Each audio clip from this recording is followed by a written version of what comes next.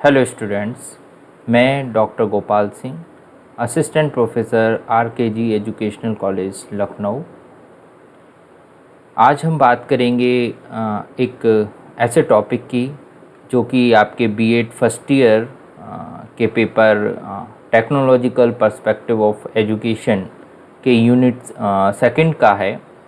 और वो टॉपिक इसलिए इम्पोर्टेंट है क्योंकि वो टीचिंग प्रोसेस कैसे होती है, उसके क्या क्या प्रिंसिपल्स होते हैं, ये सारी बातें इस टॉपिक के अंतर्गत आएंगी।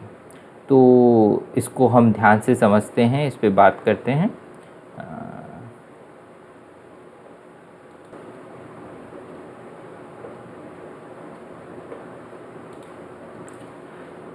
टेक्नोलॉजिकल पर्सपेक्टिव ऑफ एजुकेशन आपके पेपर में ये टॉपिक है, principles and maxims of teaching. क्या होते हैं प्रिंसिपल्स और क्या होते हैं मैगजिम्स? हिंदी में इसको कहते हैं प्रिंसिपल्स मतलब सिद्धांत, और मैगजिम्स मतलब सूत्र। शिक्षण के सूत्र क्या हैं और शिक्षण के सिद्धांत क्या हैं, ठीक है।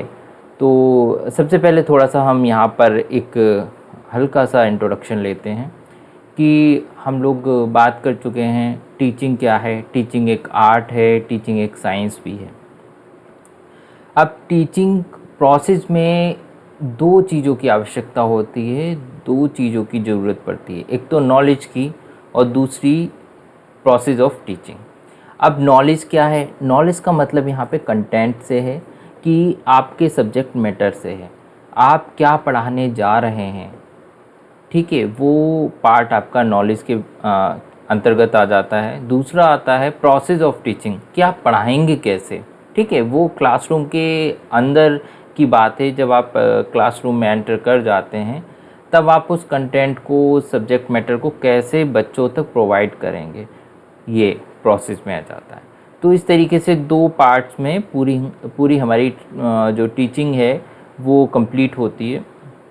अब दूसरी चीज़ आप देखिए, in actual classroom teacher required to manage the class with experiences and decisions in form of maxims. For successful and effective teaching, teacher must know and use maxims of teaching. मतलब पूरी क्लास को हमें कैसे manage करना है, कैसे decision लेना है कोई भी, ठीक है। तो ये सारी बातें जो हैं वो हमारी जो टीचिंग के प्रिंसिपल्स हैं, टीचिंग के मैक्सिम्स हैं, इनसे तय होता है, ठीक है। इनके द्वारा हमें पता चलता है कि हमें कैसे पढ़ाना है, हमें किन किन सिद्धांतों का पालन करना है यहाँ पे अपने पूरे शिक्षण की प्रक्रिया में, और किन किन सूत्रों का ध्यान रखना है। सबसे पहले बात करेंगे क्या होते हैं सिद्धांत, शिक्षण के सिद्धांत क्या हैं। द प्रिंसिपल ऑफ एक्टिविटी और लर्निंग बाय डूइंग। सबसे पहले है आपका क्रिया का सिद्धांत, या जिसे आप एक्शन भी बोल सकते हैं, जिसे आप एक्टिविटी भी बोल सकते हैं, और दूसरे शब्दों में हम बोलते हैं करके सीखना, लर्निंग बाय डूइंग। तो आप कैसे बच्चों को अनुभव देते हैं, बच्चों को कैसे मोटिवेट करते हैं कि बच्चे कुछ करें और करके सीखें। दूसरी चीज़ आती है principle of linking with actual life and other subject. ये बहुत ही ज़्यादा इम्पोर्टेंट है कि हम कैसे बच्चों को जो सिखाने जा रहे हैं वो उनकी डेली लाइफ से, उनके जो वास्तविक दुनिया है, वास्तविक संसार है, उससे कैसे हम उन बातों को जोड़ पाएंगे, ठीक है। तो यहाँ पर ये वाला पॉइंट बहुत ही ज़्यादा मैटर करता है, और आजकल इसी पे बहुत ज़्यादा जोर दिया जा रहा है। द प्रिंसिपल ऑफ प्लानिंग, ये आपका शुरुआत में ये जाता है जब आप प्लान करते हैं कि मुझे क्या पढ़ाना है, क्या कंटेंट लेके जाना है क्लासरूम में, तो उसमें ये सारी प्लानिंग आ जाती है। प्लानिंग में कंटेंट के अलावा ये भी सारी चीज़ें आती हैं कि आपको किस मेथड का यूज़ करना है, या कौन कौन से लर्निंग ऐड या टूल यूज़ करने हैं टीचिंग के लिए। तो वो सारी चीज़ें प्लानिंग में जाती हैं, जैसे कि आप लोग लेसन प्लान बनाएंगे। द प्रिंसिपल ऑफ इंटरेस्ट और मोटिवेशन, आप कैसे मोटिवेट करते हैं बच्चों को, कैसे उनमें रुचि बहुत ही ज़्यादा इम्पोर्टेंट है कि आप कैसे उनमें रुचि पैदा करेंगे कि बच्चे सीखने के लिए एक उत्सुक हों, सीखना चाहें वो। दी प्रिंसिपल ऑफ क्रिएटिविटी, कुछ नया करने के लिए कैसे मोटिवेट करते हैं या कुछ नया करवाएंगे कैसे बच्चों से, कैसे उनकी क्रिएटिविटी बाहर आएगी जो बच्चे सोचते हैं। और क्योंकि क्रिएटिविटी एक यूनिक है, मतलब मैं जो सोच रहा हूँ वो दूसरा नहीं सोच पाएगा, वैसे बिल्कुल एग्जैक्ट वैसा नहीं सोच पाएगा। तो क्रिएटिविटी में हर बच्चा, हर इंडिविजुअल कैसे सोच पा रहा है उस चीज़ को अपने according. Principle of flexibility and cooperation, यहाँ पे बात समझने की है फ्लेक्सिबिलिटी। फ्लेक्सिबिलिटी क्या है? हम मान के चलिए कोई प्लान बना के गए, हमने सोचा कि यहाँ पे हमें ये चीज़ पढ़ानी है, फिर ये चीज़ हमें टूल या कोई भी टीचिंग एड का यूज़ करना है और हमें बच्चों को इसको दिखाते हुए बात करनी है। लेकिन हमें बीच में पता चलता है कि कुछ बच्चों को बहुत प्रॉब्लम आ रही है, उससे टीचिंग एड से नहीं समझ में आ रहा है, या उनके कुछ अपने कोई क्वेश्चंस आ गए दिमाग में कि उसी टॉपिक से रिलेटेड, तो हम उसको कैसे दूर करेंगे? तो हम ये नहीं कहेंगे नहीं ये तो हमारे लेसन प्लान का हिस्सा ही नहीं है, नहीं, हम वहाँ पे फ्लेक्सिबिलिटी दिखाएंगे। हम बच्चों को, हम अपने प्लान में वहाँ पे एक चेंजेस ला सकते हैं। तो अगर हमें ज़रूरत पड़ती है अपने प्लान में चेंजेस लाने की, तो हम इतने फ्लेक्सिबल रहें कि हम अपने प्लान में अकॉर्डिंग टू सिचुएशन या अकॉर्डिंग टू नीड फ्लेक्सिबल हो सकें। The principle of diagnostic and remedial teaching, मतलब कैसे बच्चों की प्रॉब्लम्स को आप पहचानेंगे या उनको कैसे समझेंगे और फिर उनको कैसे उनकी रिमीडियल टीचिंग देंगे। रिमीडियल टीचिंग का मतलब उनको दूर करने के लिए जो उपचारात्मक शिक्षण दिया जाता है वो कैसे देंगे।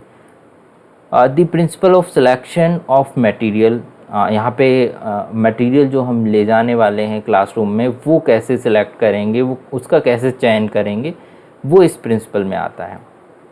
प्रिंसिपल ऑफ इंडिविजुअल डिफरेंस, क्योंकि क्लासरूम में सभी स्टूडेंट्स एक जैसे नहीं होते हैं, किसी को कुछ ज़्यादा तीव्र गति से समझ में आता है, किसी की गति जो होती है वो मंद गति होती है, और कोई औसत छात्र होता है। तो इस तरीके से हमें बच्चों को के जो इंडिविजुअल डिफरेंसेस है उसको समझते हुए पढ़ाना है कि जो बहुत ही ज़्यादा प्रतिभाशाली बच्चा है, जिसको बहुत अच्छे से समझ में जाता है या केवल हिंट से समझ में जाता है, तो उसके लिए भी कुछ क्वेश्चंस तैयार करने हैं। उसके लिए भी उसे ना लगे कि क्लास बोरिंग है अगर हम बहुत धीमी गति से पढ़ा रहे हैं, और उन बच्चों के लिए भी एक नेगेटिव इफ़ेक्ट ना डाले जो बच्चे धीमी गति से सीख पा रहे हैं। द प्रिंसिपल ऑफ डेमोक्रेसी, इस समय आपको पता है कि चाइल्ड सेंटर्ड एजुकेशन चल रही है, ठीक है, जो कि पहले नहीं हुआ करती थी। पहले टीचर सिर्फ लेक्चर दिया करता था और बच्चे उसको सुनते थे, उसको देखते थे, फिर अपने अकॉर्डिंग समझते थे। लेकिन अब क्या है, बच्चे की नीड के अकॉर्डिंग हमें पढ़ाना होता है। तो यहाँ पे डेमोक्रेसी का मतलब है कि सभी बच्चे यहाँ पर उनके अगर कोई क्वेश्चंस हैं, कोई भी प्रॉब्लम है, तो वो वहाँ पर अपनी बात रख सकेंगे, ठीक है। अब बात आती है मैक्सिम्स ऑफ टीचिंग की, कि शिक्षण के सूत्र क्या हैं, ठीक है। तो सूत्र इसके अभी हम बात करेंगे। सबसे पहले हम इसके बारे में थोड़ा सा एक इंट्रोडक्शन ले लेते हैं। Simplify the process of teaching, मतलब जो शिक्षण के सूत्र होते हैं उसका मुख्य कार्य ये होता है कि simplify the process of teaching, मतलब जो पूरी टीचिंग की प्रक्रिया है उसको सरल बनाना।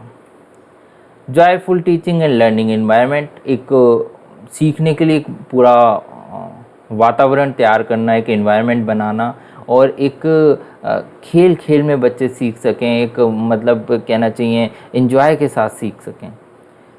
पर्पजफुल टीचिंग, मतलब उद्देश्य परक शिक्षण होनी चाहिए हमारी, मतलब इससे मतलब ये है कि हम जब सबसे पहले बात करते हैं तो ऑब्जेक्टिव्स की बात करते हैं। जब हम प्लानिंग बनाते हैं तो ऑब्जेक्टिव्स सबसे पहले ध्यान में रखते हैं कि हम टीचिंग करने क्यों जा रहे हैं, इससे बच्चों के व्यवहार में क्या क्या परिवर्तन आ सकते हैं। तो यहाँ पे पर्पजफुल टीचिंग होनी चाहिए, मतलब आपके जो ऑब्जेक्टिव्स होने चाहिए वो क्लियर होने चाहिए। To create creativity among students, मैंने आपको अभी बताया कि क्रिएटिविटी मतलब कि जो उनकी इंडिविजुअल सोच है, जो वो करना चाहते हैं उस पर्टिकुलर सब्जेक्ट में या पर्टिकुलर किसी भी कंटेंट से रिलेटेड, तो वो कर सकें। तो उनमें वो क्रिएटिविटी को बाहर निकालना है आपको। लर्निंग बाय डूइंग, करके सिखाना है, इस पे जोर देना है कि बच्चे केवल सिर्फ सुनते ना रहें, उसके लिए कुछ करें भी। आप एक्टिविटी करवा सकते हैं कोई भी, या कोई भी ऐसी कोई नई ऐसे क्वेश्चंस करवा सकते हैं, जिससे डिस्कशन करवा सकते हैं, जिससे बच्चे कुछ करें और वो उनके अंदर से कुछ एक नया, जो नए क्वेश्चंस हैं या उनकी जो जिज्ञासा है वो निकल के सामने आए। To develop critical thinking, critical thinking को यहाँ पे समझने के लिए आपको एक बात समझनी होगी कि एक हमारी होती है थिंकिंग, जो कि हो सकता है केवल एक ही डायरेक्शन में, लेकिन क्रिटिकल थिंकिंग में हम किसी भी जो भी कोई मैटर है या कोई भी सब्जेक्ट है या वो कोई भी कंटेंट है, उसके दोनों पक्षों पे बात कर सकें कि ऐसा क्यों हुआ, क्या ऐसा होना ज़रूरी था। इस प्रकार के क्वेश्चंस हमारे दिमाग में आ सकें। मतलब अगर हम किसी भी बात की अच्छाई देख रहे हैं तो हमें ये भी पता होना चाहिए कि इसके नुकसान क्या हैं, इसकी हानि क्या है, तो दोनों तरीके की बातें दिमाग में आएँ। अब सबसे पहले बात करते हैं सिंपल टू कॉम्प्लेक्स। ये टीचिंग मैगजीम से, मतलब शिक्षण का सूत्र है, सरल से जटिल की ओर।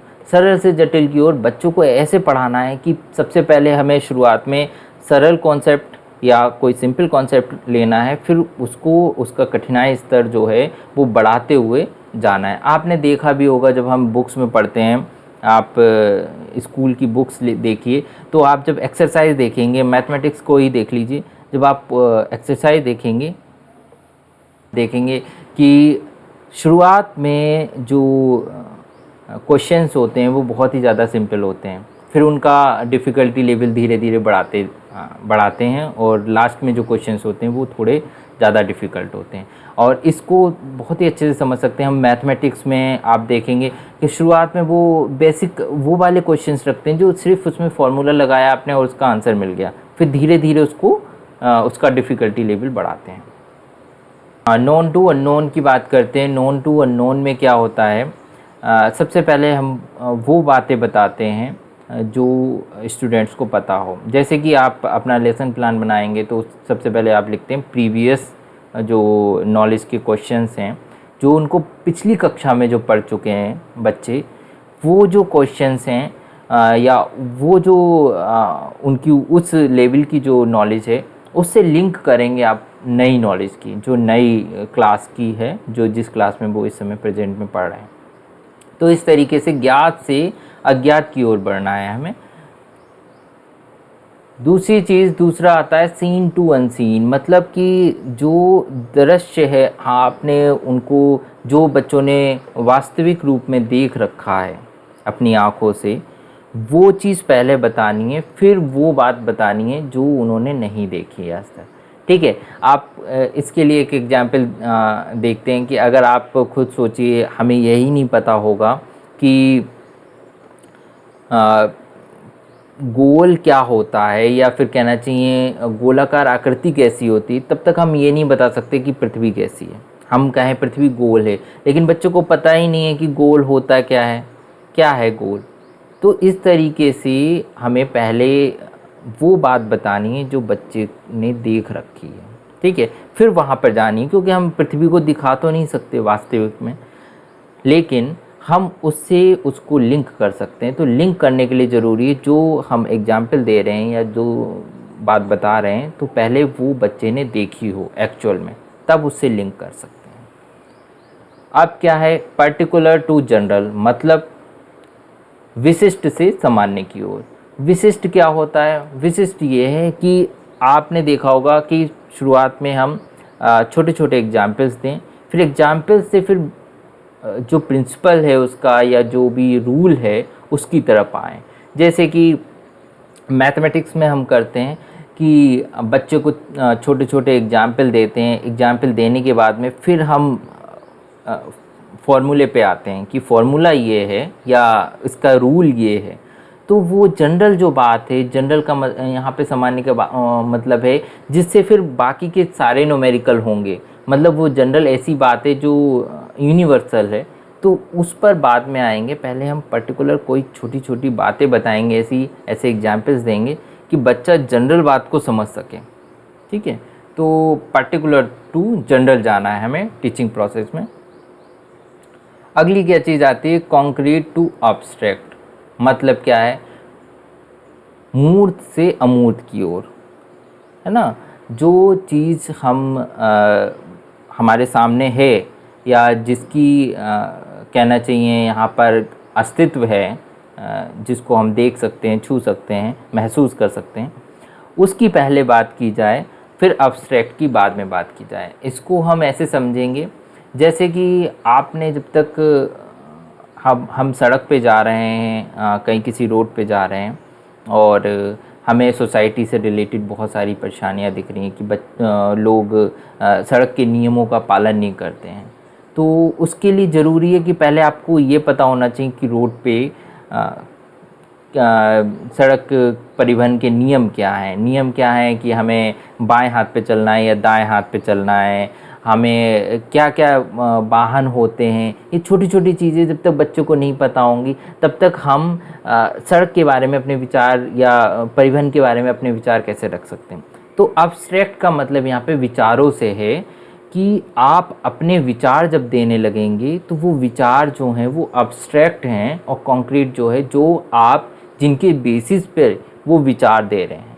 ठीक है, तो सबसे ज़रूरी है पहले हमें वो ऐसी बातें पता होनी चाहिए जो जिनका अस्तित्व है, जिनको हम देख छू और महसूस कर सकते हैं, फिर हम आएंगे विचार पे। अगली बात आती है होल टू पार्ट, मतलब संपूर्ण से सूक्ष्म की ओर। आपने देखा होगा हम शुरू में जो चैप्टर पढ़ते हैं वो बाद में हमारे ग्रेजुएशन में क्या बन जाते हैं, पेपर बन जाते हैं। सोचिए, जैसे आपने शुरू में हीट पढ़ा होगा साइंस की बुक में, और फिर बाद में आप देखते हैं वो थर्मोडायनामिक्स बन जाती है, पूरा एक पेपर बन जाता है। तो इसी तरीके से हमारी एजुकेशन सिस्टम होना चाहिए कि हम पहले पूरी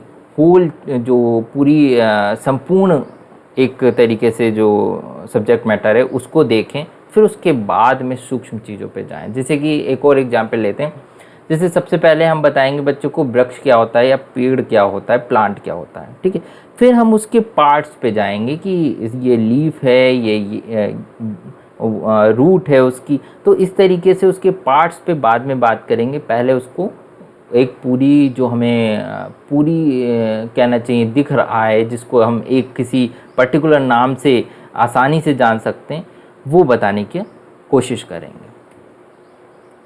एनालिसिस टू सिंथेसिस, मतलब पहले हमने छोटी छोटी हिस्सों में बहुत कई चीज़ें हमने पढ़ी हैं या सीखी हैं, फिर हम उसको जोड़कर सीखना चाहते हैं। तो जोड़कर कैसे सीखना चाहेंगे, आपसे बहुत जैसे कहना चाहिए हमने लिखना अलग सीखा, पढ़ना अलग सीखा, फिर हमने थोड़े और बड़े हुए तो हमने और नई बातें सीखी। फिर हमने क्या करा, हम फिर एग्ज़ाम में बैठ जाते हैं और एग्ज़ाम देने लगते हैं। सब जितनी भी हमने बातें क्लासरूम में पढ़ी, सीखी, लिखना पढ़ना सब सीखा, वो सारा यूज़ करते हैं सिंथेसिस के रूप में। तो इसी तरीके से हमें सीखना है या एज ए टीचर हमें सिखाना है कि बच्चे को पहले छोटी छोटी हिस्सों में सारी बातें सिखा दी जाएं, फिर उसके बाद में सिंथेसिस के रूप में उसको एक संपूर्ण बनाकर उसको सिखाने का प्रयास किया जाए। इनडेफिनेट टू डेफिनेट, मतलब अनिश्चित से निश्चित की ओर। मतलब इसका मतलब क्या है कि पहले शुरू में जब बच्चे पढ़ते हैं तो उनके लिए कुछ भी डेफिनेट नहीं होता, या फिर कहना चाहिए हमारे लिए भी, हम जब बच्चों को पढ़ाते हैं तो हमें इस तरीके से पढ़ाने का प्रयास करना है कि लास्ट में बच्चे को निश्चित की ओर ले जाएं, मतलब डेफिनेट की तरफ ले जाएं। एम्पिरिकल टू रैशनल, मतलब क्या है, अनुभव से तर्क की ओर। बच्चा जब अब छोटा होता है तो आपने देखा होगा उसको खेल खेल में सिखाने का प्रयास करते हैं उसको। वो बच्चा भी बहुत सारे अनुभव लेता है, बचपन से ही अनुभव लेता है, अनुभव से सीखता है। लास्ट में क्या होता है, जब हम हमारे लगभग अनुभव की जो अनुभव तो जीवन भर चलते रहते हैं, लेकिन जो एक बहुत ही बड़े स्तर पे हमें अनुभव मिल रहे थे, बिल्कुल एक नई नई चीज़ें दिख रही थी कि ये चीज़ क्या होती है, क्या होता है, वो थोड़ी कम, उसकी गति धीमी पड़ जाती है। फिर हमारा तर्क वितर्क करना हम शुरू कर देते हैं। तो हमें भी कक्षा में इस प्रकार से शिक्षण करना है कि अनुभव देना है, लेकिन फिर उनको तर्क की तरफ ले जाना है कि वो उनमें अपने लॉजिक दे सकें, लॉजिकल पॉइंट्स का इस्तेमाल कर सकें। अब हम बात करते हैं क्या हमने आज जो पढ़ा है उसमें प्रिंसिपल्स क्या थे टीचिंग के, और मैगजिम्स क्या थे, मतलब शिक्षण के सूत्र क्या थे। ये दोनों जो है वो टीचिंग की प्रोसेस में बहुत ही ज़्यादा अहम भूमिका निभाते हैं, क्योंकि इन दोनों के बिना पूरी टीचिंग प्रोसेस सही से मैनेज नहीं हो सकती। हमने शुरू में देखा था सबसे पहले इंट्रोडक्शन में कि क्लासरूम को मैनेजमेंट करने के लिए टीचिंग के प्रिंसिपल्स क्या हैं और टीचिंग के मैगजिम्स क्या हैं, मतलब उसके सूत्र क्या हैं, ये दोनों की जानकारी एक शिक्षक को होना बहुत ही ज़्यादा ज़रूरी है। ठीक है, फिर मिलते हैं हम लोग अगले टॉपिक में। Thank you very much.